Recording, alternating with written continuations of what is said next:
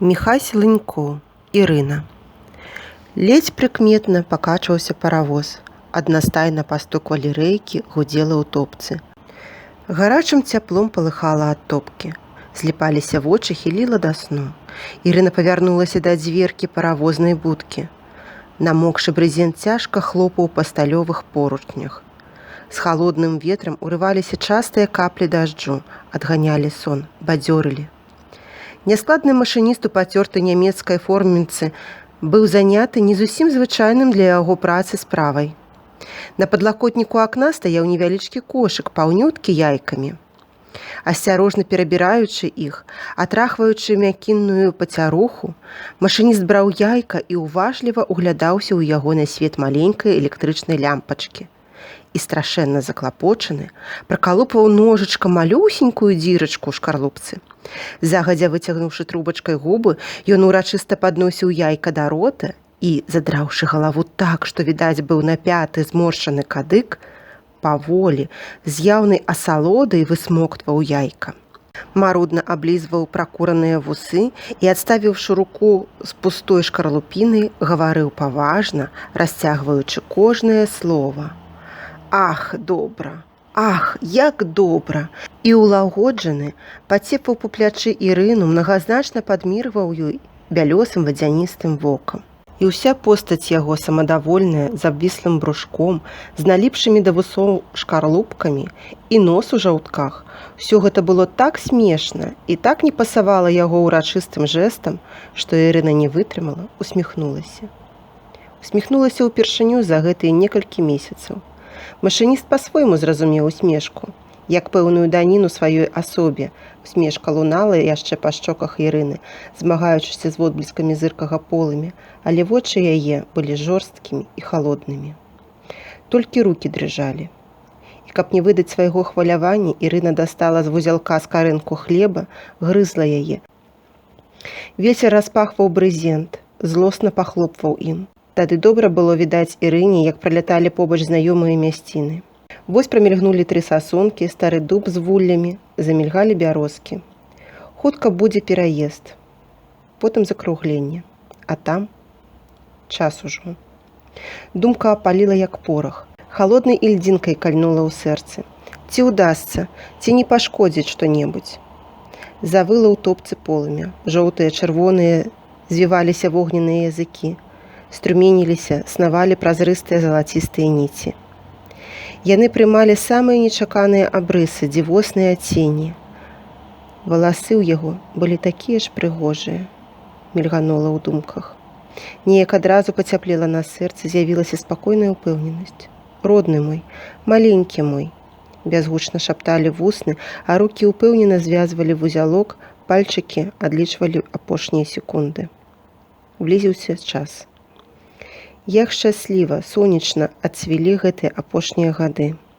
5 год таму назад сышліся яны, пажаніліся. Нават і не заўважыла Ірына, як адляцела бесклапотнае дзявоцтва. З песнямі, з пагулянкамі, познімі карагодамі. Яны паставілі маленькі чыстенькі домік пад старой ліпай. Пасадзілі некалькі яблынь, вішань. Пад вокнамі цэлы квітнік.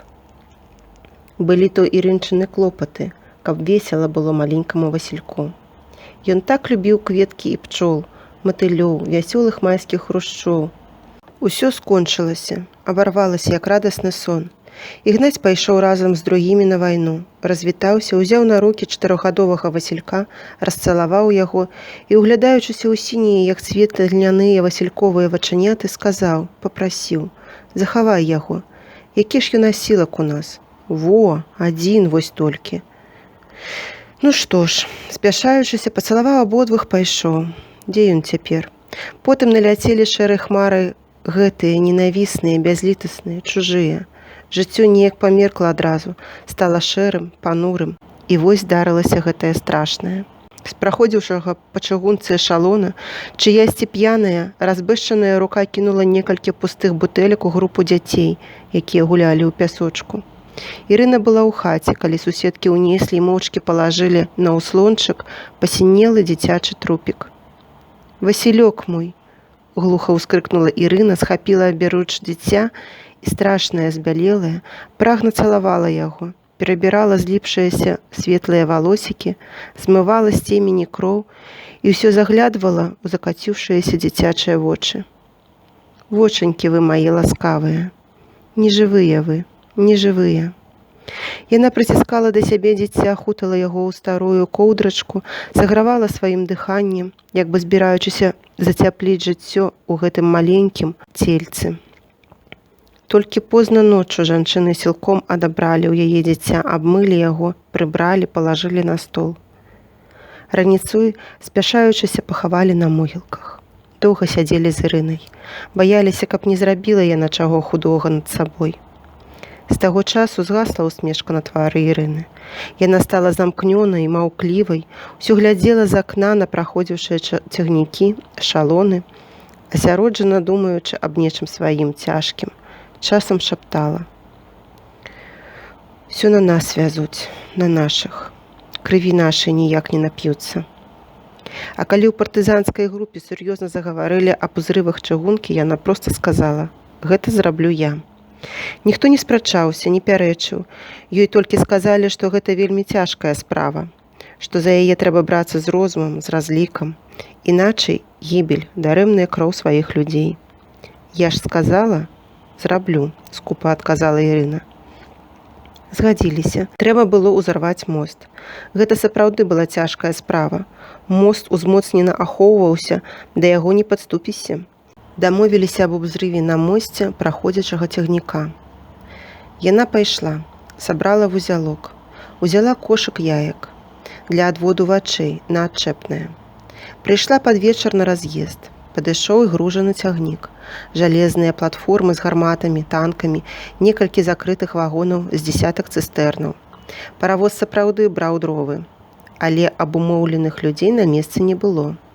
Ірына прайшлася некалькі разоў зводдаль каля эшалона, параўнялася яшчэ раз з паравозам і ўжо гатова была сумная, гаротная ад няўдачы пайсці ў вёску, як прывязаўся машыніст, які завіхаўся ля паравоза.